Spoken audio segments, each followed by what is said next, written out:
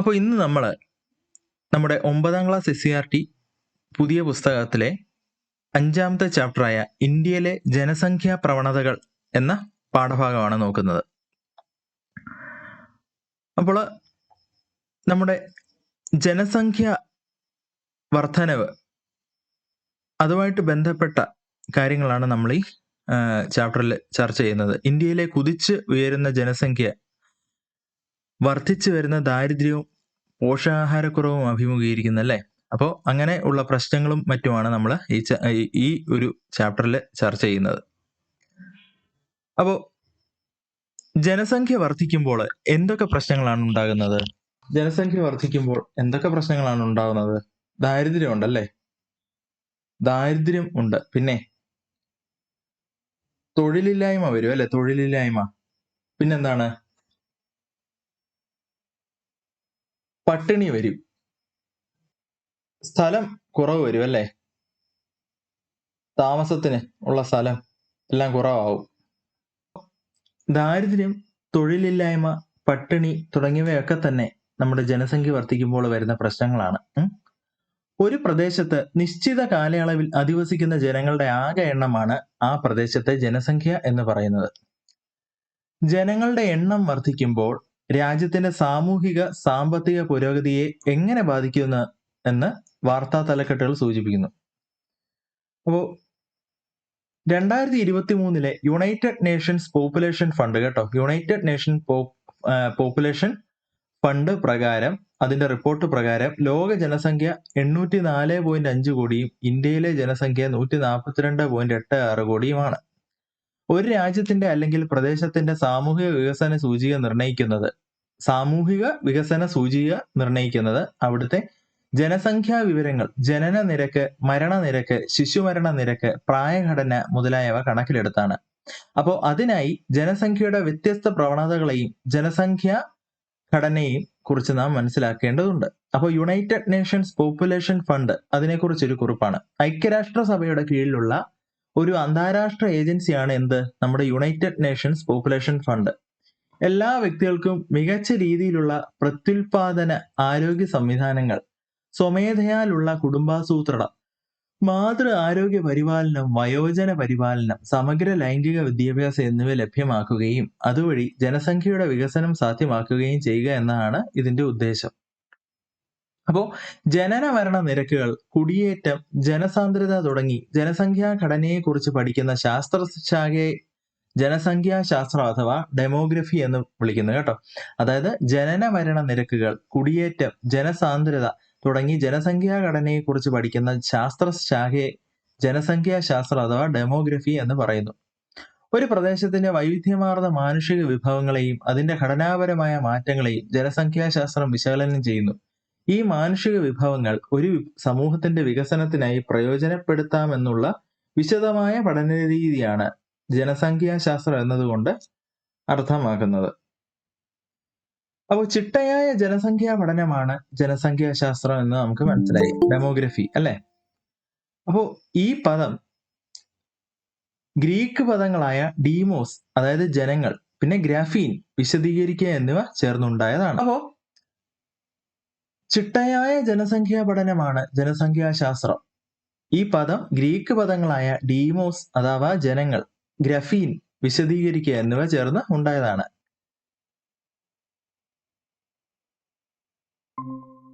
ജനങ്ങളെക്കുറിച്ചുള്ള വിവരണത്തെയാണിത് സൂചിപ്പിക്കുന്നത്. ജനസംഖ്യയുമായി ബന്ധപ്പെട്ട പ്രവണതകളെയും പ്രക്രിയകളെയും കുറിച്ച് ഇത് പഠിക്കുന്നു. ജനസംഖ്യയുടെ വലിപ്പത്തെ സ്വാധീനിക്കുന്ന ഘടകങ്ങളാണ് ജനനം, മരണം, കുടിയേറ്റം തുടങ്ങിയവ. ഒരു പ്രദേശത്തെ ജനസംഖ്യാ വലിപ്പത്തിന്, അതായത് സൈസ് ഓഫ് പോപ്പുലേഷൻ, മാറ്റം ഉണ്ടാകുന്നത് ഇവയുടെ അളവിനനുസരിച്ചാണ്. ഒരു പ്രദേശത്തെ ജനസംഖ്യയുടെ ഘടനയെയും ക്രമീകരണത്തെയും structure and composition of population മനസ്സിലാക്കുന്നത് അവിടെയുള്ളവരുടെ പ്രായഘടന, സ്ത്രീ പുരുഷാനുപാതം, ആശ്രിതാനുപാതം തുടങ്ങിയവ കണക്കിലെടുത്താണ്. ഒരു പ്രദേശത്ത് താമസിക്കുന്ന ജനങ്ങളുടെ ചിട്ടയായ ദത്തശേഖരണത്തിൽ ഊന്നിയുള്ള സർവേ, സെൻസസ് തുടങ്ങിയവ അടിസ്ഥാനമാക്കിയാണ് എല്ലാ ജനസംഖ്യാ പഠനങ്ങളും നടത്തുന്നത്. ജനസംഖ്യാശാസ്ത്രത്തിന്റെ സങ്കല്പനങ്ങൾ മിക്കതും അനുപാതത്തിന്റെയും നിരക്കുകളുടെയും രൂപത്തിലാണ് സൂചിപ്പിക്കുന്നത്. ഉദാഹരണമായി ജനനനിരക്ക്, മരണനിരക്ക്, സ്ത്രീ പുരുഷാനുപാതം, ആശ്രിതാനുപാതം മുതലായവ. ജനസംഖ്യാശാസ്ത്രത്തിന്റെ 2 ശാഖകളാണ് ഏതൊക്കെ? സാമൂഹിക ജനസംഖ്യാശാസ്ത്രവും ഔപചാരിക ജനസംഖ്യാശാസ്ത്രവും. അപ്പോൾ ഈ സാമൂഹിക ജനസംഖ്യാശാസ്ത്രം, സോഷ്യൽ ഡെമോഗ്രഫി എന്ന് പറഞ്ഞാൽ ജനസംഖ്യയുടെ ഘടനയും അവയുടെ മാറ്റത്തിന്റെ കാരണങ്ങളും അനന്തരഫലങ്ങളും അന്വേഷിക്കുന്നു. ഒരു പ്രദേശത്തെ സാമൂഹിക, സാമ്പത്തിക, രാഷ്ട്രീയ രീതികൾക്ക് പ്രാധാന്യം നൽകുന്നു. ഔപചാരിക ജനസംഖ്യാശാസ്ത്രത്തിൽ അഥവാ ഫോർമൽ ഡെമോഗ്രഫിയിൽ എന്താണ്? ജനസംഖ്യാ മാറ്റത്തിന്റെ ഘടകങ്ങളെ അളക്കുകയും വിശകലനം നടത്തുകയും ചെയ്യുന്നു. ഔപചാരിക ജനസംഖ്യാശാസ്ത്ര പഠനത്തിന് ഉദാഹരണമാണ് ജനസംഖ്യാ കണക്കെടുപ്പ് അഥവാ സെൻസസ്. ഇത് രാജ്യത്തെ ജനങ്ങളുടെ എണ്ണം, പ്രായഘടന, സ്ത്രീ പുരുഷാനുപാതം, സാമൂഹിക സാമ്പത്തിക അവസ്ഥ തുടങ്ങിയ ദത്തങ്ങൾ ശേഖരിച്ച് വിശകലനം ചെയ്യുന്നു. ഇന്ത്യയിൽ സെൻസസ് പ്രവർത്തനങ്ങൾക്ക് നേതൃത്വം നൽകുന്ന ആരാണ്? Registrar general and census commissioner of ഇന്ത്യയാണ്. ലോകത്തിലെ ഏറ്റവും വലിയ സെൻസസ് ഇന്ത്യയുടേതാണ്. സാധാരണയായി 10 വർഷത്തിൽ ഒരിക്കലാണ് ഇന്ത്യയിൽ സെൻസസ് നടത്തുന്നത്. ഇന്ത്യയിൽ സെൻസസ് അവസാനത്തെ സെൻസസ് എന്നാണ് നടന്നത്? എന്നാണ് നടന്നത് കൂട്ടുകാരെ?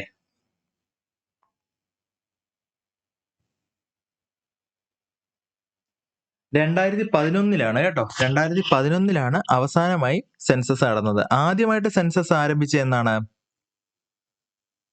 ആദ്യമായി സെൻസസ് നടന്നത് 1872 എന്നാൽ സമ്പൂർണവും സമഗ്രവുമായ സെൻസസ് ആരംഭിച്ചത് 1881 കേട്ടോ. അവസാനത്തെ സെൻസസ് നടന്നത് 2011 അപ്പോൾ ജനസംഖ്യാശാസ്ത്രത്തിന്റെ സാമൂഹ്യ പ്രാധാന്യമാണ് ഇനി നമ്മൾ പറയാൻ പോകുന്നത്. അപ്പോൾ വൈവിധ്യമാർന്ന ജനസംഖ്യയെക്കുറിച്ചാണ് ജനസംഖ്യാശാസ്ത്രം പഠനവിധേയമാക്കുന്നത്. ജനസംഖ്യയുടെ ചലനാത്മകതയെയും വികസനത്തെയും കുറിച്ച് പഠിക്കുന്നു. ജനസംഖ്യയുടെ വിശകലനം സാധ്യമാകുന്നത് അത് സാമൂഹിക സാഹചര്യങ്ങളുമായി ഇഴചേർന്ന് നിൽക്കുമ്പോഴാണ്. സാമൂഹിക ജനസംഖ്യാശാസ്ത്രം ജനസംഖ്യാഘടനയും മാറ്റവും സംബന്ധിച്ചുള്ള അന്വേഷണവും അതെങ്ങനെ സമൂഹശാസ്ത്രപരമായ ഘടകങ്ങളുമായി പ്രദേശം, മതം, ജാതി, ജെൻഡർ മുതലായവ ഇടപെടുന്നു എന്നതാണ് കൈകാര്യം ചെയ്യുന്നത്. ഒരു പ്രദേശത്തെ ജനസംഖ്യാ ഘടകങ്ങൾ ആ പ്രദേശത്തെ വിവിധ സാമൂഹിക ഘടകങ്ങളുമായി എങ്ങനെ ബന്ധപ്പെട്ടിരിക്കുന്നുവെന്ന് സാമൂഹിക ജനസംഖ്യാശാസ്ത്രം വിശകലനം ചെയ്യുന്നു. ഇത്തരത്തിൽ ജനസംഖ്യാശാസ്ത്ര പഠനം ഒരു സാമൂഹീകരണ പ്രക്രിയയാണ്. അപ്പോൾ സാമൂഹിക ഘടകങ്ങൾ എന്ന് പറഞ്ഞാൽ എന്തൊക്കെയാണ് ഉൾപ്പെടുന്നത്? സംസ്കാരം, വഴക്കങ്ങൾ, മതം, സാമൂഹിക നിയന്ത്രണം, സാമ്പത്തികം, സമുദായം മുതലായവയാണ്. അതേസമയം ജനസംഖ്യാ ഘടകങ്ങളോ? ജനസംഖ്യയുടെ വലിപ്പം, പ്രായവും ലിംഗപദവിയും, ജനസംഖ്യാ മാറ്റം, ആഭ്യന്തര കുടിയേറ്റം, രാജ്യാന്തര കുടിയേറ്റം, രോഗാതുരത മുതലായവയാണ്. ഇന്ത്യയിൽ ജനസംഖ്യാ പഠനം നടത്തുന്ന പ്രധാനപ്പെട്ട സ്ഥാപനങ്ങളാണ് ഏതൊക്കെ? നാഷണൽ സ്റ്റാറ്റിസ്റ്റിക്കൽ ഓഫീസ് NSO, പിന്നെന്താണ് നീതി ആയോഗ് അല്ലെ? 2015 പ്ലാനിംഗ് കമ്മീഷന് പകരമായി വന്ന NITI Aayog, national institution for transforming India, പിന്നെന്താണ് national institute for population sciences NIPS, national family health survey NFHS തുടങ്ങിയവയൊക്കെ. അപ്പോൾ നമ്മുടെ ജനസംഖ്യാശാസ്ത്രത്തിന്റെ സൂചകങ്ങളെ കുറിച്ച് ഇവിടെ പറഞ്ഞേക്കുവാണ്. ഏതൊക്കെയാണ്? കുടിയേറ്റം, ജനന നിരക്കും മരണനിരക്കും അല്ലേ? പിന്നെന്താണ്? ജനസാന്ദ്രത, സ്ത്രീ പുരുഷാനുപാതം, ആയുർദൈർഘ്യം, പ്രായഘടന, ആശ്രിതാനുപാതം. അപ്പോൾ കുടിയേറ്റം, ജനിച്ച നാട് വിട്ടകലെ ആസാമിൽ പണിക്ക് പോകുന്ന പരീക്ഷകൾ നമ്മൾ കുതിച്ചു തീവണ്ടി കിതച്ചു പായുന്നു, തിരയടിക്കും താഴ്വാരവും പാടവും. ആസാം പണിക്കാർ എന്ന കവിതയിലെ ഏതാനും വരികളാണിത്. വൈലോപ്പിള്ളി ശ്രീധരമേനോൻ രചിച്ച ആസാം പണിക്കാർ. അപ്പൊ 2ാം ലോക യുദ്ധകാലത്ത് കേരളത്തിൽ നിന്നും ആസാമിലേക്ക് തൊഴിൽ അന്വേഷിച്ചു പോയ ആളുകളെ കുറിച്ചാണ് വൈലോപ്പിള്ളി തന്റെ കവിതയിൽ പരാമർശിക്കുന്നത്. 1941 കാലഘട്ടത്തിൽ കേരളത്തിലെ ജനങ്ങൾ തൊഴിൽ തേടി ആസാമിലേക്ക് പോയിരുന്നു അല്ലെ? അപ്പോ നിലവിൽ ആസാമിൽ നിന്നും ഇതര സംസ്ഥാനത്തിൽ നിന്നും ജനങ്ങൾ കേരളത്തിലേക്കാണ് വരുന്നത്. കാരണം എന്താണ്? നമ്മുടെ ഡെയിലി വേജസ് ഒക്കെ കൂടുതലാണ് ഇവിടെ അവരുടെ നാടിനേക്കാളും അല്ലെ? അപ്പോ മറുനാടൻ തൊഴിലാളികളെ അതിഥി തൊഴിലാളികൾ എന്ന് വിളിച്ചാണ് നമ്മുടെ കേരളം പ്രോത്സാഹിപ്പിക്കുന്നത് അല്ലെ? അതിഥി തൊഴിലാളികൾ അത് നമ്മൾ സ്ഥിരം കേൾക്കുന്ന ഒരു വാക്കാണ്. അതിഥി തൊഴിലാളികൾ ഇന്ന് കേരളീയ സമൂഹത്തിന്റെ ഭാഗമായി മാറി. നഗര ഗ്രാമ ഭേദമന്യേ ഏത് മേഖലയിലും ഇന്ന് അതിഥി തൊഴിലാളികളുണ്ട്. അവർ ഒരു ദേശത്ത് നിന്നും മറ്റൊരു ദേശത്തേക്ക് തൊഴിൽ തേടി പോകുന്നതിന്റെ കാരണങ്ങൾ എന്തൊക്കെയാണ്? മെച്ചപ്പെട്ട വരുമാനം അല്ലെ? ഉയർന്ന വേതനവും സാമ്പത്തിക ഭദ്രതയും ലഭിക്കുന്നതിനായാണ് ആൾക്കാർ മറ്റു സ്ഥലങ്ങളിലേക്ക് കുടിയേറുന്നത്. ഇല്ലെങ്കിൽ അവരുടെ നാട്ടിൽ തന്നെ നിന്നാൽ പോരെ. ഓക്കെ. പിന്നെന്താണ്? ഉയർന്ന സാമൂഹിക പദവി. ചിലപ്പോൾ മെച്ചപ്പെട്ട ജീവിത സാഹചര്യങ്ങളും സാമൂഹിക അംഗീകാരവും തേടിയും കുടിയേറ്റം നടക്കാറുണ്ട്. പിന്നെന്താണ്? തൊഴിലവസരങ്ങൾ. സ്വന്തം നാട്ടിൽ ലഭ്യമല്ലാത്തതോ കുറഞ്ഞതോ ആയ തൊഴിലവസരങ്ങൾ മറ്റു സ്ഥലങ്ങളിൽ ലഭ്യമാകുമ്പോൾ അവിടേക്ക് കുടിയേറുന്നു. പിന്നെന്താണ്? വിദ്യാഭ്യാസം അല്ലേ? മെച്ചപ്പെട്ട വിദ്യാഭ്യാസ സൗകര്യങ്ങൾ തേടിയും ആളുകൾ കുടിയേറാം. നമ്മുടെ നാട്ടിൽ ഇപ്പൊ ഈ കുട്ടികളെ പഠിപ്പിക്കാൻ വേണ്ടി മാത്രമായിട്ട് ഇങ്ങനെ ഈ നോർത്ത് ഇന്ത്യൻസ് കുടിയേറാറുണ്ട് കേട്ടോ. കാരണം നമ്മുടെ വിദ്യാഭ്യാസ സിസ്റ്റം, എഡ്യൂക്കേഷണൽ സിസ്റ്റം ഒക്കെ വളരെ മികച്ചതായതുകൊണ്ട്. അപ്പോ മെച്ചപ്പെട്ട ജീവിത നിലവാരം, അടിസ്ഥാന സൗകര്യങ്ങളും ജീവിത നിലവാരവും മെച്ചപ്പെട്ട സ്ഥലങ്ങളിലേക്ക് മാറാൻ ആളുകൾ ആഗ്രഹിക്കുന്നല്ലേ? മെച്ചപ്പെട്ട ജീവിത നിലവാരത്തിനായിട്ട്. പിന്നെന്താണ്? പ്രകൃതി ദുരന്തങ്ങൾ അല്ലെങ്കിൽ രാഷ്ട്രീയ അസ്വസ്ഥത. അപ്പൊ പ്രകൃതി ദുരന്തങ്ങളോ രാഷ്ട്രീയമായ പ്രശ്നങ്ങളോ ഉള്ള സ്ഥലങ്ങളിൽ നിന്ന് സുരക്ഷിതമായ ഇടങ്ങളിലേക്കും കുടിയേറ്റം നടക്കാം. ഓക്കെ. അപ്പോ കേരളത്തിലെ കുടിയേറ്റ ചരിത്രം. മലയാളം സംസാരിക്കുന്ന ജനത, കൂട്ടായ ഒരു ദേശീയ ബോധം, ഭാഷ, ഭൂമിശാസ്ത്രം എന്നിവയുടെ അടിസ്ഥാനത്തിൽ കേരളീയർ എന്ന ഒറ്റ സ്വത്വമാകുന്നതിന് മുമ്പ് തന്നെ ഇവിടെ നിന്ന് കുടിയേറ്റങ്ങളും പ്രവാസങ്ങളും ലക്ഷ്യമാക്കിയുള്ള പല രീതിയിലുള്ള യാത്രകൾ സംഭവിച്ചിരുന്നു. കേരളത്തിൽ നിന്ന് ബ്രിട്ടീഷ് കോളനിയിലേക്ക് കേരളീയരെ നിർബന്ധപൂർവം അടിമ തൊഴിലാളികളായി ഉപയോഗിച്ചിരുന്നു. മധ്യ കേരളത്തിൽ നിന്നും തെക്കൻ കേരളത്തിൽ നിന്നും 20-ാം നൂറ്റാണ്ടിന്റെ ആദ്യ പകുതിയിൽ മലബാർ പ്രദേശങ്ങളിലേക്ക് ഒറ്റപ്പെട്ടതും സംഘടിതവുമായ കുടിയേറ്റങ്ങൾ നടന്നിരുന്നു. ഇക്കാലയളവിൽ തന്നെ മലയാളികൾ ഇന്ത്യയിലെ വൻ നഗരങ്ങളായ മുംബൈ, അതായത് അന്ന് ബോംബെ, ചെന്നൈ, പിന്നെ അതായത് അന്നത്തെ മദ്രാസ്, പിന്നെ കൊൽക്കത്ത, കൽക്കട്ട, ഡൽഹി തുടങ്ങിയ ഇടങ്ങളിലേക്ക് ജോലി അന്വേഷിച്ച് വ്യാപകമായി പോയതും ജനസംഖ്യാടിസ്ഥാനമാക്കിയ ചലനാത്മകതയ്ക്ക് ഉദാഹരണമാണ്. ഇതിനുശേഷമാണ് ഗൾഫ് പ്രദേശങ്ങളിലേക്കുള്ള വ്യാപക കുടിയേറ്റവും കേരളത്തിൽ നിന്ന് തന്നെ ഉണ്ടാകുന്നത്. ലോകത്തിലെ വികസന കാര്യങ്ങളിൽ മുന്നാക്കം നിൽക്കുന്ന വിദേശ രാജ്യങ്ങളിലേക്കും മലയാളികൾ ജോലിക്കും സ്ഥിരതാമസത്തിനുമായി എത്തിയിട്ടുണ്ട്. വിദ്യാഭ്യാസവും അനുബന്ധ തൊഴിലും തേടിയുള്ള കുടിയേറ്റങ്ങളാണ് കേരളത്തിൽ നിന്ന് കൂടുതലും ഉണ്ടാകുന്നത്. കാനഡ, UK, USA, ന്യൂസിലാൻഡ് തുടങ്ങിയ രാജ്യങ്ങളിലേക്കാണ് നിലവിൽ ധാരാളം പേർ കുടിയേറുന്നത് അല്ലെ? ഇപ്പൊ അവിടെ മലയാളികളും ഹിന്ദിക്കാരും തന്നെ ആയി ഈ വെളിരാജ്യങ്ങളില്. അതിൻ്റെതായ പ്രശ്നങ്ങളും ഉണ്ടെന്ന് വെച്ചോ ഇപ്പം. അപ്പൊ ഒരു പ്രദേശത്ത് നിന്ന് മറ്റൊരു പ്രദേശത്തേക്ക് സ്ഥിരമായോ താൽക്കാലികമായോ ജനങ്ങൾ മാറി താമസിക്കുന്നതിനെയാണ് നമ്മൾ കുടിയേറ്റം എന്ന് പറയുന്നത്. പ്രധാനമായും 2 തരത്തിലുള്ള കുടിയേറ്റങ്ങളാണുള്ളത്. ഏതൊക്കെയാണ്? ആഭ്യന്തര കുടിയേറ്റം അല്ലെ? രാജ്യാതിർത്തിക്കുള്ളിലുള്ള കുടിയേറ്റങ്ങളെയാണ് ആഭ്യന്തര കുടിയേറ്റങ്ങൾ എന്ന് പറയുന്നത്. കേരളത്തിലെ ജനങ്ങൾ തൊഴിൽ തേടി മറ്റ് സംസ്ഥാനങ്ങളിലേക്ക് പോകുന്നതും ഇതര സംസ്ഥാനങ്ങളിൽ നിന്നും ജനങ്ങൾ കേരളത്തിലേക്ക് വരുന്നതും ആഭ്യന്തര കുടിയേറ്റമാണ് അല്ലെ? അതായത് നമ്മുടെ രാജ്യത്തിനകത്ത് തന്നെ പല സ്ഥലങ്ങളിലേക്കുള്ള കുടിയേറ്റം. അതേസമയം രാജ്യാന്തര കുടിയേറ്റം എന്താണ്? രാജ്യത്തിന്റെ അതിർത്തി കടന്നുള്ള കുടിയേറ്റങ്ങളെയാണ് രാജ്യാന്തര കുടിയേറ്റം എന്ന് പറയുന്നത്. ഇന്ത്യയിൽ നിന്ന് ഗൾഫ് രാജ്യങ്ങളിലേക്കും യൂറോപ്യൻ രാജ്യങ്ങളിലേക്കും ജനങ്ങൾ പോകുന്നത് രാജ്യാന്തര കുടിയേറ്റത്തിന്റെ ഉത്തമ ഉദാഹരണങ്ങളാണ്. അപ്പൊ അടുത്തതായി നമുക്ക് ജനന നിരക്കും മരണനിരക്കും എന്താണെന്ന് നോക്കാം. അപ്പൊ ഒരു പ്രദേശത്തെ ജനസംഖ്യാ വളർച്ച കണക്കാക്കുന്നതിന് ഉള്ള പ്രധാനമായ ഘടകങ്ങളാണ് എന്ത്? അവിടുത്തെ ജനസംഖ്യാ നിരക്കും മരണനിരക്കും. അപ്പോ ജനസംഖ്യയിലെ ഓരോ 1000ത്തിനും ജീവനോടെ ജനിക്കുന്നവരുടെ എണ്ണമാണ് ജനന നിരക്ക്. എന്താണ്? ജനസംഖ്യയിലെ ഓരോ 1000ത്തിനും ജീവനോടെ ജനിക്കുന്നവരുടെ എണ്ണമാണ് ജനന നിരക്ക്. അതേസമയം ഒരു പ്രത്യേക പ്രദേശത്ത് നിശ്ചിത സമയത്തിൽ ജനസംഖ്യയിലെ ഓരോ 1000ത്തിലും മരിക്കുന്നവരുടെ എണ്ണമാണ് എന്ത്? മരണനിരക്ക്. അപ്പൊ ഈ മരണനിരക്കിൽ തന്നെ നമുക്ക് ശിശുമരണ നിരക്കും മാതൃമരണ നിരക്കും ഉണ്ട്. അപ്പൊ ഒരു വർഷത്തിൽ 1000 ജീവനോടെയുള്ള ജനനങ്ങളിൽ 1 വയസ്സിനുള്ളിൽ മരണപ്പെടുന്ന ശിശുക്കളുടെ എണ്ണമാണ് എന്ത്? ശിശു മരണ നിരക്ക് അഥവാ ഇൻഫന്റ് മോർട്ടാലിറ്റി റേറ്റ് എന്ന് പറയുന്നത്.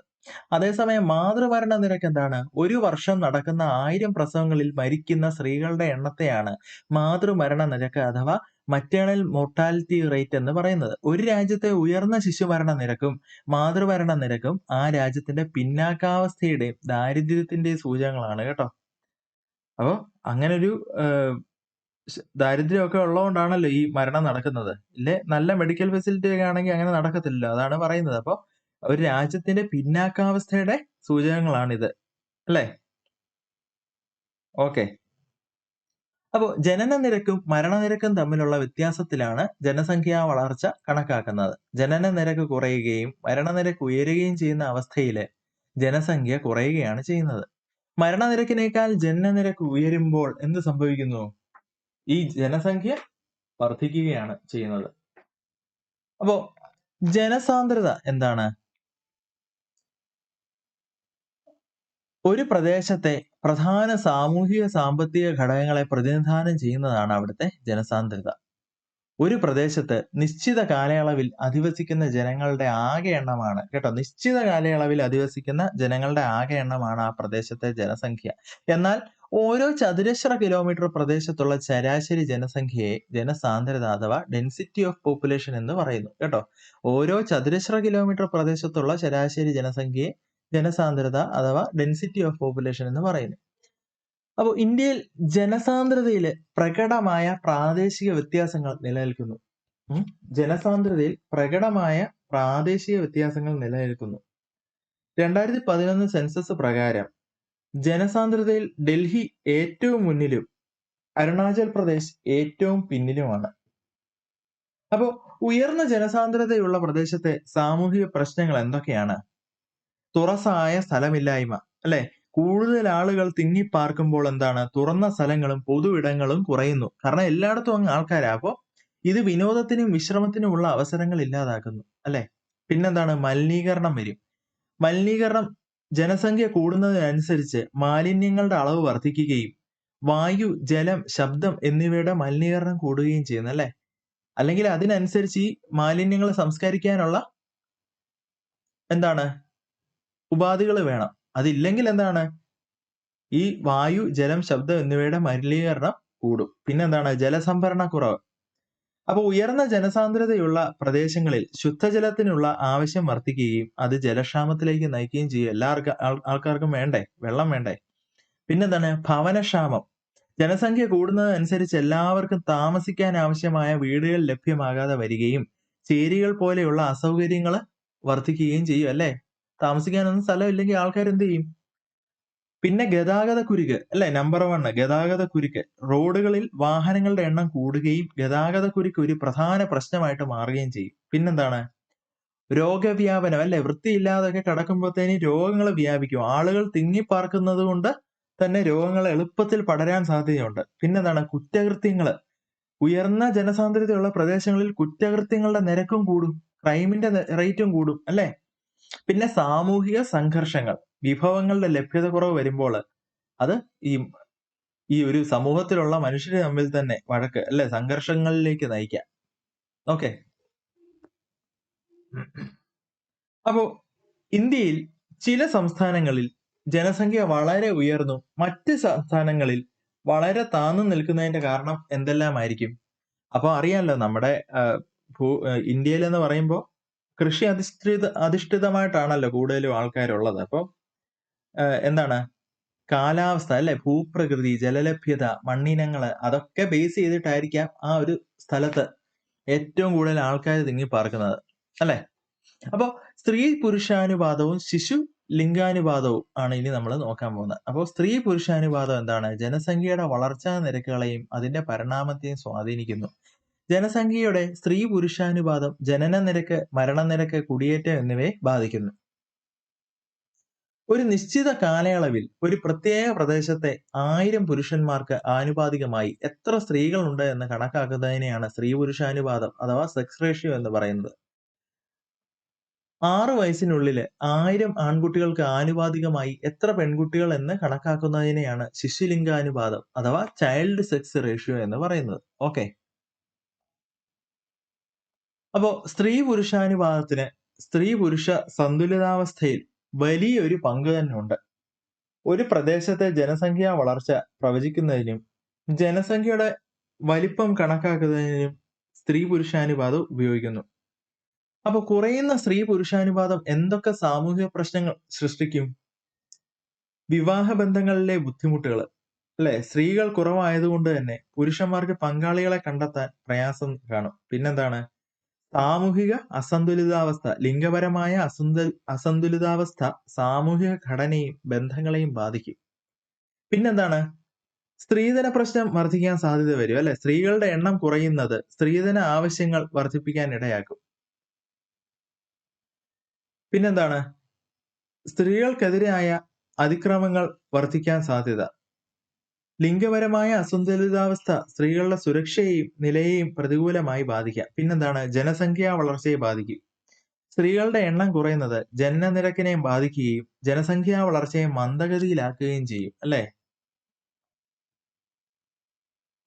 അപ്പോ നമ്മുടെ സ്ത്രീ പുരുഷാനുപാതം മെച്ചപ്പെടുത്താൻ ഉള്ള ശ്രമങ്ങൾ നീതി ആയോഗ് മുന്നോട്ട് വെച്ചിട്ടുണ്ട് കേട്ടോ. താഴെ പറയുന്ന മേഖലകളിൽ ശ്രദ്ധ കേന്ദ്രീകരിക്കാൻ സർക്കാരിനോട് ശുപാർശ ചെയ്തിട്ടുണ്ട്. പെൺകുട്ടികളുടെ അവകാശങ്ങളെക്കുറിച്ച് അവബോധം വളർത്തുക, പെൺകുട്ടികൾക്ക് മികച്ച ആരോഗ്യ സംരക്ഷണവും വിദ്യാഭ്യാസവും നൽകുക, സ്ത്രീകളെയും പെൺകുട്ടികളെയും ശാക്തീകരിക്കുക. ഇതെല്ലാം തന്നെ നമ്മുടെ നീതി ആയോഗ് മുന്നോട്ട് വെച്ച കുറച്ച് കാര്യങ്ങളാണ്.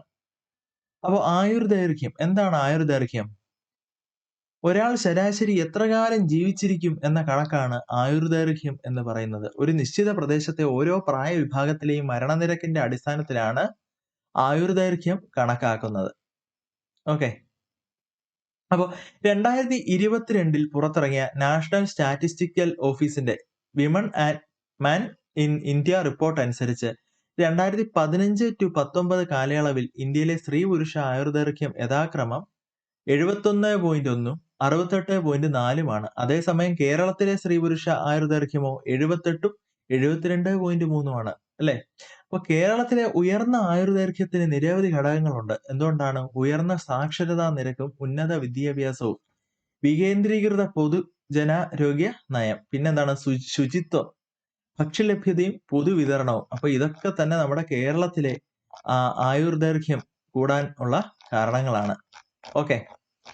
അപ്പോ വയോജനങ്ങളുടെ സാമൂഹിക ക്ഷേമത്തിനും സുരക്ഷിതത്വത്തിനും വിവിധ കർമ്മ പരിപാടികൾ സർക്കാർ ആവിഷ്കരിച്ച് നടപ്പിലാക്കി വരുന്നു. കേരളത്തിലെ 60 വയസ്സിന് മേൽ പ്രായമുള്ളവരുടെ എണ്ണം വർദ്ധിച്ചുകൊണ്ടിരിക്കുകയാണ്. ഈ സാഹചര്യത്തിൽ വയോജനങ്ങളുടെ ക്ഷേമവും സംരക്ഷണവും ഉറപ്പുവരുത്താൻ സംസ്ഥാന സർക്കാർ 2013 സംസ്ഥാന വയോജന നയം ആവിഷ്കരിച്ചു. ഓക്കെ. അപ്പോൾ വയോജനങ്ങളുടെ പ്രശ്നങ്ങൾ പരിഹരിക്കുന്നതിനായി പകൽ വീട്, വയോരക്ഷാ പദ്ധതി, വയോമിത്രം പദ്ധതി, അമൃതം പദ്ധതി എന്നിവ സർക്കാർ നടപ്പിലാക്കിയിട്ടുണ്ട്. അപ്പോൾ ജനസംഖ്യാ പ്രായഘടന, ജനസംഖ്യാ ക്രമീകരണത്തിന്റെ പ്രധാനപ്പെട്ട സൂചകമാണ് ജനസംഖ്യാ പ്രായഘടന. ആപേക്ഷികമായി വ്യത്യസ്ത പ്രായവിഭാഗത്തിലുള്ള വ്യക്തികളുടെ അനുപാതമാണ് ജനസംഖ്യാ പ്രായഘടന അഥവാ ഏജ് സ്ട്രക്ചർ ഓഫ് പോപ്പുലേഷൻ. പുരോഗതി, ശരാശരി ആയുർദൈർഘ്യം എന്നിവയിലുള്ള മാറ്റങ്ങൾ പ്രായഘടനയെ ബാധിക്കുന്നു. ജനസംഖ്യയെ വിവിധ പ്രായക്കാരുടെ ഗ്രൂപ്പുകളായി തിരിച്ച് ആകെ ജനസംഖ്യയിൽ ഓരോ ഗ്രൂപ്പും എത്രയെന്ന് ആനുപാതികമായി വിശേഷിപ്പിക്കുന്നതിനെയാണ് ജനസംഖ്യാ പ്രായഘടന എന്ന് പറയുന്നത്. അപ്പോൾ 0 മുതൽ 14 വയസ്സ് വരെ, അതായത് ജനിച്ച കുട്ടി മുതൽ 14 വയസ്സ് വരെ കുട്ടികൾ തന്നെ. 15 മുതൽ 59 വയസ്സ് വരെ എന്താണ് പറയുന്നത്? യുവാക്കളായിട്ടാണ് കാറ്റഗറൈസ് ചെയ്തേക്കുന്നത് കേട്ടോ. 60-ന് മുകളിൽ പ്രായമായവർ കേട്ടോ, 60-ന് മുകളിൽ പ്രായമായവർ. അപ്പോ ഒരു പ്രദേശത്തെ ജനനനിരക്കും മരണനിരക്കും ആ പ്രദേശത്തിന്റെ ജനസംഖ്യാ പ്രായഘടനയിൽ സ്വാധീനം ചെലുത്തുന്നു. നമ്മുടെ രാജ്യത്ത് മുമ്പ് ശരിയായ ആരോഗ്യ സംരക്ഷണം ഇല്ലാത്തത് കൊണ്ടും രോഗങ്ങൾ കൊണ്ടും മറ്റ് ഘടകങ്ങൾ കൊണ്ടും ശരാശരി ആയുർദൈർഘ്യം കുറയുന്നതിന് കാരണമായി. കൂടാതെ ശിശു മാതൃമരണ നിരക്ക് ഉയർന്നതും പ്രായഘടനയെ സ്വാധീനിച്ചു. എന്നാൽ രാജ്യത്തിന്റെ വികസനത്തോടൊപ്പം ജീവിത നിലവാരവും ഉയരുകയും ആയുർദൈർഘ്യം വർദ്ധിക്കുകയും ചെയ്തു. താരതമ്യേന പ്രായം കൂടിയ വിഭാഗത്തിന്റെ പ്രായഘടനാനുപാതം ചെറു പ്രായ വിഭാഗത്തെക്കാൾ ഉയർന്നു. ഈ പ്രായഘടനയാണ് വാർദ്ധക്യ ബാധിത ജനത അഥവാ ഏജിംഗ് പോപ്പുലേഷൻ എന്ന് പറയുന്നത്. അപ്പൊ ഇന്ത്യയിലെ ഉയർന്ന അനുപാതത്തിൽ യുവജനസംഖ്യ ഉണ്ട്, കുറഞ്ഞ അനുപാതത്തിൽ പ്രായം ആയവരാണെന്നും പട്ടിക സൂചിപ്പിക്കുന്നു. ഇവിടെ ഒരു പട്ടിക കൊടുത്തിട്ടുണ്ട്. അപ്പോൾ യുവജനങ്ങൾക്ക് കൂടുതൽ തൊഴിൽ ശക്തി നൽകാനും സാമ്പത്തിക വളർച്ച ഉണ്ടാക്കാനും സാധിക്കും. ഇതിനായി യുവജനങ്ങൾക്ക് വിദ്യാഭ്യാസത്തിലും ആരോഗ്യ സംരക്ഷണത്തിലും കൂടുതൽ പ്രാധാന്യം ആവശ്യമാണ്. അതേസമയം പ്രായാധിക്യമുള്ളവർക്ക് സാമൂഹിക സുരക്ഷ, ആരോഗ്യ പരിരക്ഷാ സംവിധാനം എന്നിവയിൽ കൂടുതൽ ശ്രദ്ധ നൽകേണ്ടതായും വരുന്നുണ്ട്. 2011 സെൻസസ് പ്രകാരം ഇന്ത്യയുടെയും കേരളത്തിന്റെയും ജനസംഖ്യാ പ്രായഘടന കണ്ടെത്തി വയോജനത രാജ്യത്തിനെയും സംസ്ഥാനത്തിനെയും എങ്ങനെ ബാധിക്കുന്നുവെന്ന് കണ്ടെത്താനും നമുക്കൊരു ആക്ടിവിറ്റി തന്നേക്കുവാണ്. ഇപ്പോൾ 2011 സെൻസസ് പ്രകാരം ഇന്ത്യയുടെയും കേരളത്തിന്റെയും ജനസംഖ്യാ പ്രായഘടന അത് നമുക്കൊന്ന് നോക്കാം അല്ലെ. അപ്പൊ 2011 സെൻസസ് പ്രകാരം ഇന്ത്യയിൽ 60 വയസ്സിന് മുകളിലുള്ളവരുടെ എണ്ണം ഏകദേശം 10.38 കോടിയായിരുന്നു. ഇത് മൊത്തം ജനസംഖ്യയുടെ ഏകദേശം 8.6% വരും. കേരളത്തിലെ വയോജനങ്ങളുടെ എണ്ണം ഇന്ത്യയുടെ ശരാശരിയേക്കാൾ കൂടുതലാണ്. 2011 സെൻസസ് പ്രകാരം കേരളത്തിൽ 60 വയസ്സിന് മുകളിലുള്ളവരുടെ എണ്ണം മൊത്തം ജനസംഖ്യയുടെ ഏകദേശം 12.6% ആയിരുന്നു. അപ്പോൾ ഇത് കേരളത്തിലെ ജനസംഖ്യാ ഘടനയിലെ ഒരു പ്രധാന സവിശേഷതയാണ്. പിന്നെ അപ്പോൾ ഈ വയോജനത രാജ്യത്തെയും സംസ്ഥാനത്തെയും എങ്ങനെ ബാധിക്കുന്നു എന്നത്. അപ്പൊ സാമ്പത്തിക ബാധ്യത അല്ലെ, പ്രായമായവരുടെ എണ്ണം കൂടുന്നത് പെൻഷൻ, ആരോഗ്യ സംരക്ഷണം, സാമൂഹിക സുരക്ഷാ പദ്ധതി എന്നിവയ്ക്കുള്ള ചിലവ് വർദ്ധിപ്പിക്കുന്നു. ഇത് സർക്കാരിനൊരു സാമ്പത്തിക ബാധ്യത തന്നെയാണ്. പിന്നെന്താണ് ആരോഗ്യ മേഖലയിലെ വെല്ലുവിളികൾ. പ്രായമായവർക്ക് കൂടുതൽ ആരോഗ്യപരമായ ആവശ്യങ്ങൾ ഉണ്ടാകും. ഇത് ആരോഗ്യ മേഖലയിൽ കൂടുതൽ സൗകര്യങ്ങളും ജീവനക്കാരെയും ആവശ്യമാക്കി മാറ്റും. പിന്നെന്താണ് തൊഴിൽ ശക്തിയിലെ കുറവ്. യുവജനങ്ങളുടെ എണ്ണം കുറയുകയും പ്രായമായവരുടെ എണ്ണം കൂടുകയും ചെയ്യുന്നത് രാജ്യത്തിന്റെ മൊത്തം തൊഴിൽ ശക്തിയെ ബാധിക്കുകയും ഉൽപാദനക്ഷമത കുറയ്ക്കുകയും ചെയ്യുന്നു. സാമൂഹിക മാറ്റങ്ങൾ. കുടുംബഘടനയിലും സാമൂഹിക ബന്ധങ്ങളിലും മാറ്റങ്ങൾ വരുന്നു. പ്രായമായവരെ പരിചരിക്കാനുള്ള ഉത്തരവാദിത്തം യുവതലമുറയിൽ കൂടുന്നു. പിന്നെന്താണ് ആശ്രിതത്വ അനുപാതം, ഡിപ്പെൻഡൻസി റേഷ്യോ വർദ്ധിക്കുന്നു. അപ്പോ ഇത് എന്താണ് ആശ്രിതത്വ അനുപാതം എന്താണ്? തൊഴിലെടുക്കുന്നവരുടെ എണ്ണവുമായി താരതമ്യം ചെയ്യുമ്പോൾ ആശ്രിതരായ, അതായത് കുട്ടികളും പ്രായമായവരും ആളുകളുടെ എണ്ണമാണ്. വയോജനത വർദ്ധിക്കുന്നതോടെ ഈ അനുപാതം കൂടുകയും തൊഴിലെടുക്കുന്നവരുടെ മേലുള്ള ഭാരം വർദ്ധിക്കുകയും ചെയ്യുന്നു. അപ്പോൾ വയോജനത ഇന്ത്യയെയും പ്രത്യേകിച്ച് കേരളത്തെയും സാമൂഹികമായും സാമ്പത്തികമായും ആരോഗ്യപരമായും വലിയ രീതിയിൽ സ്വാധീനിക്കുന്ന ഒരു പ്രതിഭാസമാണ്. ഇതിനെ നേരിടാൻ ദീർഘകാലാടിസ്ഥാനത്തിലുള്ള നയങ്ങളും പദ്ധതികളും ആവിഷ്കരിക്കേണ്ടത് അനുയോജ്യമാണ്. ഓക്കെ, അതാണ്. അപ്പോ ആശ്രിതാനുപാതം എന്താണെന്ന് നമ്മൾ പറഞ്ഞല്ലേ. 15 മുതൽ 64 വയസ്സ് വരെ പ്രായമുള്ളവരാണ് സജീവമായ പ്രായഘടന ഒരു രാജ്യത്തെ അധ്വാനിക്കുന്ന ജനസംഖ്യ എന്ന് പറയുന്നത്. 15-ന് താഴെയും 64-ന് മുകളിലും പ്രായഘടനയിലുള്ളവർ ആശ്രിത വിഭാഗത്തിൽ ഉൾപ്പെടുന്നു കേട്ടോ. അപ്പോൾ ജനസംഖ്യയിലെ ആശ്രിത വിഭാഗത്തെയും തൊഴിലെടുക്കുന്ന വിഭാഗത്തെയും താരതമ്യം ചെയ്യുന്ന മാനദണ്ഡത്തെ ആശ്രിതാനുപാതം എന്ന് പറയുന്നു. ഓക്കെ, അപ്പോ ആശ്രിതാനുപാതം ഒരു രാജ്യത്തെ സാമ്പത്തിക ക്ഷമതയെ ഒരു പരിധി വരെ സ്വാധീനിക്കുന്നു. ആശ്രിതാനുപാതം മനസ്സിലാക്കുന്നതിലൂടെ സർക്കാരിന് ആരോഗ്യ സംവിധാനം, വിദ്യാഭ്യാസ മേഖല എന്നിവയെക്കുറിച്ച് കൂടുതൽ വ്യക്തമായി വിലയിരുത്താനും അതോടൊപ്പം പ്രവർത്തനം വിഭാവനം ചെയ്യാനും കഴിയുന്നു. ക്ഷേമവും കരുതലും ആവശ്യമുള്ളവരുടെ എണ്ണം മനസ്സിലാക്കാനും അവർക്ക് വേണ്ട പദ്ധതി രൂപീകരിക്കാനും ആശ്രിതാനുപാതം സഹായിക്കുന്നു. ആശ്രിതാനുപാതം ഉയരുമ്പോൾ വയോജനതയുടെ എണ്ണവും വർദ്ധിക്കുന്നത് രാജ്യം അഭിമുഖീകരിക്കുന്ന പ്രശ്നങ്ങളിൽ ഒന്നാണ്. ഇപ്പൊ നമ്മൾ പറഞ്ഞായിരുന്നല്ലേ. തൊഴിലെടുക്കാൻ പ്രാപ്തിയുള്ള ജനത. 15-നും 64-നും ഇടയിൽ പ്രായമുള്ളവർ തൊഴിലിൽ ഏർപ്പെടാൻ കഴിയാത്ത വലിയ വിഭാഗത്തെ ഏറ്റെടുക്കേണ്ട ബാധ്യത ഉണ്ടാവുന്നു.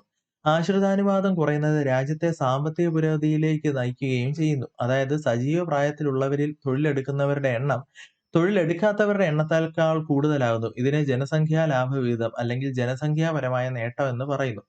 ജോലി എടുക്കുന്നവർ ക്രമേണ ജോലി എടുക്കാൻ പ്രാപ്തിയില്ലാത്തവരായി മാറുന്നതിനാൽ ഇത് സ്ഥായിയായി നിൽക്കുന്നില്ല. ഓക്കെ, അപ്പോ ജനസംഖ്യാ ലാഭവിഹിതത്തിന്റെ നേട്ടങ്ങളാണ്. രാജ്യത്തിന്റെ സാമൂഹിക സാമ്പത്തിക പുരോഗതി വർദ്ധിക്കുന്നു. രാജ്യത്തിന്റെ ഉൽപാദനക്ഷമത വർദ്ധിക്കുന്നു. രാജ്യത്തിന് ഉയർന്ന മനുഷ്യ വിഭവ ശേഷി ലഭിക്കുന്നു. ഇപ്പോൾ കേരളത്തിലെ സംരംഭകത്വ വികസനത്തിനും പ്രവർത്തനങ്ങൾക്കുമുള്ള സർക്കാരിന്റെ ഒരു ഏജൻസിയാണ് കേരള സ്റ്റാർട്ടപ്പ് മിഷൻ കേട്ടോ. സാങ്കേതിക വിദ്യാധിഷ്ഠിത വാണിജ്യ പ്രവർത്തനങ്ങൾ പ്രോത്സാഹിപ്പിക്കുന്നതിന് 2006-ലാണ് തിരുവനന്തപുരം ആസ്ഥാനമാക്കി ഇതിന്റെ പ്രവർത്തനം ആരംഭിച്ചത്. അപ്പോൾ ഇന്ത്യയിലെ ജനസംഖ്യ യുവത്വമുള്ളതാണ്. അതായത് ഇവിടെ ഭൂരിപക്ഷവും യുവജനങ്ങളാണ്. രാജ്യത്തിന്റെ സുസ്ഥിര വികസനത്തിന് മനുഷ്യ വിഭവശേഷിയുടെ പങ്ക് നിർണായകമാണ്. ഈ അധ്യായത്തിൽ നമ്മൾ ചർച്ച ചെയ്തത് ജനസംഖ്യാ പ്രവണതകളായ ജനനമരണ നിരക്ക്, കുടിയേറ്റം, പ്രായഘടന, സ്ത്രീ പുരുഷാനുപാതം, ആശ്രിതാനുപാതം, ആയുർദൈർഘ്യം തുടങ്ങിയവയാണ്. അപ്പോൾ ജനസംഖ്യാ ലാഭവിഹിതത്തിൽ യുവജനതയുടെ പ്രയോജനം ലഭ്യമാക്കുന്നതിനോടൊപ്പം ആശ്രിത വിഭാഗങ്ങളുടെ സംരക്ഷണവും പരിഗണിക്കേണ്ടതുണ്ട്. അപ്പൊ ദേശീയ ജനസംഖ്യാ നയം എന്താണെന്നാണ് ഇനി നോക്കുന്നത്. അപ്പോൾ സ്വാതന്ത്ര്യലബ്ധിക്ക് മുൻപ് തന്നെ ഇന്ത്യയുടെ വർദ്ധിച്ചു വരുന്ന ജനസംഖ്യ നിയന്ത്രിക്കുന്നതിനുള്ള ആലോചനകൾ ദേശീയ പ്രസ്ഥാനങ്ങളുടെ ഭാഗമായി ആരംഭിച്ചിരുന്നു. സ്വാതന്ത്ര്യത്തിന് ശേഷം സർക്കാരിന്റെ ആഭിമുഖ്യത്തിൽ കുടുംബാസൂത്രണ പദ്ധതി മുന്നോട്ട് വെച്ച ആദ്യ വികസ്വര രാജ്യമായി ഇന്ത്യ മാറുകയുണ്ടായി. 1976 ഇന്ത്യയുടെ ആദ്യത്തെ ദേശീയ ജനസംഖ്യാ നയം നിലവിൽ വന്നത്. അതിനുശേഷം ഡോക്ടർ എം.എസ്. സ്വാമിനാഥന്റെ നേതൃത്വത്തിൽ ദീർഘകാല നേട്ടങ്ങളെ ആസ്പദമാക്കി പുതിയ ദേശീയ ജനസംഖ്യാ നയത്തിന്റെ കരട് രൂപീകരിക്കപ്പെട്ടു. അതിന്റെ അടിസ്ഥാനത്തിൽ 2000 നിലവിലെ ദേശീയ ജനസംഖ്യാ നയം പ്രാബല്യത്തിൽ വന്നു. 2045 സുസ്ഥിര സാമ്പത്തിക വളർച്ച, സാമൂഹിക പുരോഗതി, പരിസ്ഥിതി സംരക്ഷണം എന്നിവയെ ബലപ്പെടുത്തുന്ന രീതിയിൽ ജനസംഖ്യ ക്രമീകരിക്കപ്പെടണം എന്നാണ് ദേശീയ ജനസംഖ്യാ നയം 2000 ദീർഘകാല ലക്ഷ്യം. അപ്പോൾ ഓരോ വ്യക്തിയുടെയും പൂർണ്ണമായ അറിവുകളും കഴിവുകളും ഉപയോഗിച്ചുകൊണ്ട് വ്യക്തിപരവും സാമൂഹികവും സാമ്പത്തികവുമായ ക്ഷേമം കൈവരിക്കാൻ രാജ്യത്തിന്റെ മനുഷ്യവിഭവശേഷിക്ക് സാധിക്കും. ഇന്ത്യയിലെ ജനസംഖ്യാ വളർച്ചയും ലഭ്യമായ വിഭവങ്ങളും പാരിസ്ഥിതിക ശേഷിയും ഇപ്പോഴത്തെ തലമുറയുടെ ആവശ്യങ്ങൾക്ക് ഉപയോഗപ്പെടുത്തിക്കൊണ്ട് തന്നെ വരും തലമുറകൾക്ക് കൂടി ഉപയുക്തമാകുന്ന രീതിയിൽ കൈകാര്യം ചെയ്താൽ മാത്രമേ സുസ്ഥിര വികസനം കൈവരിക്കാൻ സാധിക്കുകയുള്ളൂ. ഓക്കെ, അപ്പൊ നമ്മുടെ 5ാമത്തെ ചാപ്റ്റർ 9ാം ക്ലാസ് SCERTയുടെ 5ാമത്തെ ചാപ്റ്റർ അവസാനിച്ചിരിക്കുകയാണ്.